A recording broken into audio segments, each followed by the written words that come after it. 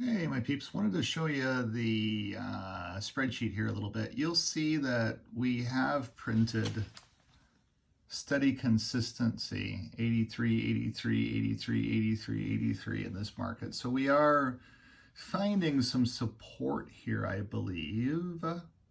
That column is the most important column of all of those columns there. So I do believe that we're gaining a little bit of support here at the pricing point of this market. I think that 31,684 is support, and then 31,445 is support. So we'll have to see and monitor those levels here. From a sector perspective, though, if I go through the spreadsheet and just show you that, you'll see that the industrial sector is not exactly that strong. It's had a good drop to it. You'll see that here's a green sector, which is the healthcare sector. It hasn't reached its potential. If you did the math between 0.8313 and 0.8351, it has not reached its mathematical model as of yet. It's still working on it. We'll see whether healthcare can break out and hit its target. 3369 is its target on that run. And again, the high column, we have not got to 3369 as of yet. We'll see. Wilson. This is the finance sector. There was just an article on CNBC here at the close where people were coming in and saying that they felt that the financial sector had been firming. And yeah, it's yellow, it's caution, it's getting close to firming. Better than red. Yellow is always better than red. But we'll see what it can do here. It is, 8332, 8330 is yellow. It's not something that's breaking out into new highs as of yet.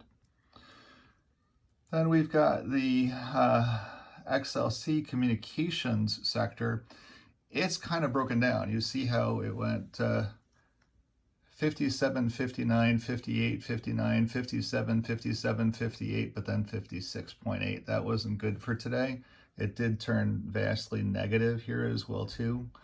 So communications sector is not necessarily going to be a place to be in the near term. XLY is the consumer staples. It's gone from our consumer discretionary, gone from 165 down to 137, had a nice negative, hitting all of its targets on the way down exactly as it's supposed to be. Not really necessarily firming at this point. 137, 140, 141, 137, not necessarily a good spot to be right now. This is the Xlb materials sector. Again, it's not really doing anything. It's not living up to its expectations. Price expectation-wise, it's been holding pretty firm in that 83, high 80, mid to high 83 price point. But nothing there to write home about.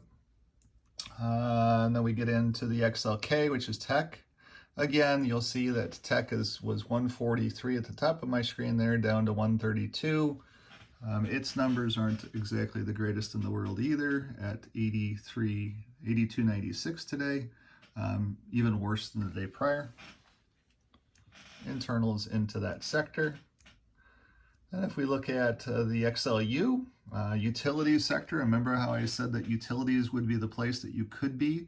Notice how they were yellow and price point was moving up a little bit, 71.54, 71.74. That's what utilities do. They don't move big, but today they did have a big move, 72.60 to 74.05, and they held. They opened at 72.74, and they moved up on the day as more money was moving into the safety or the perceived safety of utilities. So if you did get into the utilities on that call, and then you can run the math, 0.8329, 0.8352 divided by 0.8329 will give you an expectation of what that move is going to be from 72.60. It's not a big move, but it's going to be a move, 72.60. It's now 74.06, so it's already had a pretty good sized move. Looking over at the Xle, the energy index, which of course I have told you that I am invested in. Again, it's just holding its own price expectation. It's not doing a lot. It's not hitting it. It hasn't hit its target as of yet. On this breakout, actually it has hit its target on this breakout. 84.60 was its high today, so it has hit its target on its breakout. And we'll see if it has any more room to run. I believe it breaks into the 90s. And we'll have to see what we get to there. It's pretty even, steady keel for today. Not a bad thing. And then lastly that I look at is the Xlp Index.